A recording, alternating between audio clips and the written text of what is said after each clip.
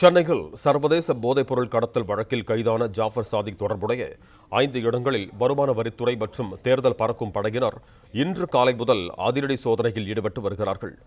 இது தொடர்பான கூடுதல் விவரங்களோடு இணைகிறார் எமது செய்தியாளர் கதிரவன். வணக்கம் கதிரவன், உங்களிடம் இருக்கும் தகவல்களை சொல்லுங்க. போதைப்பொருள் கடத்தல் வழக்கில் பிடிப்பட்ட ஜாஃபர் சாதிக் தொடர்பான இடங்கள்ல வருமான வரித்துறை அதிகாரிகளும் தேர்தல் பறக்கும் படையினரும் இணைந்து சோதனையில் ஈடுபட்டு வருகிறார்கள். பணப்பட்டுவாடா செய்வதாக கிடைத்த தகவலின் அடிப்படையிலும் பணம் பதுக்கி வைத்திருப்பதாக கிடைத்த தகவலின் அடிப்படையிலும் தேர்தல் பறக்கும் படையினரும் வருமானத்துறை அதிகாரிகளும் இணைந்து இந்த சோதனையில் ஈடுபட்டு வருவதாக தெரிவிக்கப்பட்டிருக்கிறது. தேர்தல் பறக்கும் படையினர் கிடைத்த ரகசிய தகவலின்படி அவர்கள் அளித்த புகாரின் அடிப்படையில் இந்த சோதனையானது நடத்தப்பட்டு வருவதாகவும் தெரிவிக்கப்பட்டிருக்கிறது. சென்னை மற்றும் அதன் சுற்றியுள்ள இடங்களில் 10க்கும் மேற்பட்ட வாகனங்களில் வந்த வருமான வரித்துறை அதிகாரிகள் இந்த சோதனையில் ஈடுபட்டு வருகிறார்கள். சட்டப்பேரவை தேர்தல் நடைபெறவுள்ள நிலையில் இந்த சோதனையானது மிக முக்கியமாக பார்க்கப்படுகிறது.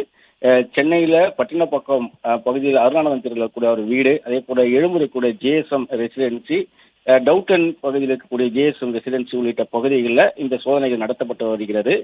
குறிப்பாக கடந்த 2024ஆம் ஆண்டு மார்ச் மாதம் 2000 கோடி ரூபாய் போதைப்பொருள் கடத்தல் வழக்கில் ஜாஃபர் சாதிக் மத்திய போதைப்பொருள் தடுப்பு அதிகாரிகளால் கைது செய்யப்பட்டார். உணவுப் பொருட்கள் மூலமாக சர்வதேச அளவில் போதைப்பொருள் கடத்தியதும் விசாரணையில் அம்பலமானது. அதன் பிறகாக சட்டவிரோத பணப்பரிமாற்றம் ஈடுபடுவதாக கூறி அமலாக்கத்துறை அதிகாரிகளும் ஜூன் மாதம் வழக்கு பதிவு செய்து கைது செய்து விசாரணை மேற்கொண்டார்கள். இந்த 2 வழக்குகளையும் ஜாமீன் பெற்று தற்போது வெளியேற்கக்கூடிய நிலையில இந்த சோதனைகள் நடத்தப்பட்டு வருகிறது. திரைப்பட தயாரிப்பாளராகவும் திமுகவின் சென்னை மேற்கு மாவட்ட செயலக அணி துணை அமைப்பாளராகவும் இருந்தார்.